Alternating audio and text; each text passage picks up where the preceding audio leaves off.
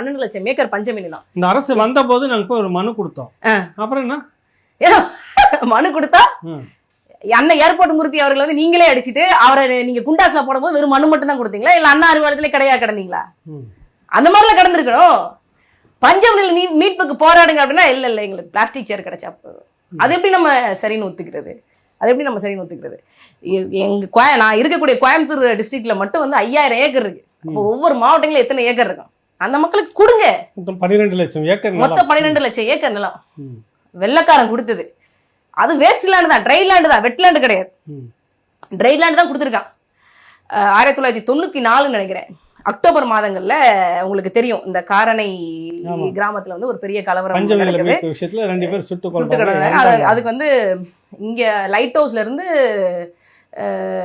ஒரு பெரிய பேரணி போது 15000 மக்கள் வந்து அதில் கலந்துக்கிறாங்க. அதில் வந்து டாக்டர் ராமதாஸ் அவர்களும் வந்து கலந்துக்கிறாங்க. அவரை வந்து அந்த மேடையில் வந்து இருக்கக்கூடிய விஐபி சேரில் வந்து வாங்க ஐயா உட்காருங்க அப்படின்னு சொல்லும்போது அவர் சொன்ன வார்த்தை, மருத்துவர் ராமதாஸ் அவர்கள் வந்து சொன்ன வார்த்தை இல்ல போய் மூர்த்தி அந்த மூர்த்தியார் வந்து அந்த நிகழ்ச்சி ஏற்பாடு பண்ணிட்டு இல்ல எனக்கு வந்து என்னைக்கு வந்து வன்னியர்களும் பறையர்களும் ஒரே சுடுகாட்டை பயன்படுத்துகிறார்களோ அன்னைக்கு நான் இந்த விஐபி சேரை எடுத்துக்கிறேன் அப்படின்னு சொல்லி பேசினாரு மருத்துவர் ராமதாஸ் வந்து பேசிருக்கிறாப்புல. அதுக்கப்புறம் பாருங்க இந்த 30-31 ஆண்டுகள் எப்படி வந்து அரசியலுக்கெல்லாம் மாறி இருக்குன்னு பாருங்க. ஒரு எது ஆதரவு சக்தி குறிஞ்சாங்குளத்துல அந்த 4 பேரை கொன்னு அந்த குற்றவாளிகளை விடுதலை செஞ்ச வைகோ வந்து நட்பு சக்தி. ஆனா வந்து என்னைக்கு வந்து பறையர்களும் வன்னியர்களும் ஒரே சுடுகாட்டுல வந்து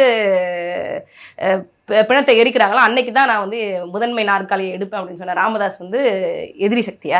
அது அவங்க சொன்ன கட்சி என்னன்னா, எங்களுடைய அதிகாரம் வரும்போது எங்களுக்கு நாங்க வந்து இந்த சமூகத்தை சேர்ந்தவர்கள் தான் முதலமைச்சராக உட்கார வைப்போன்றது சொல்லியிருக்கிறாரு.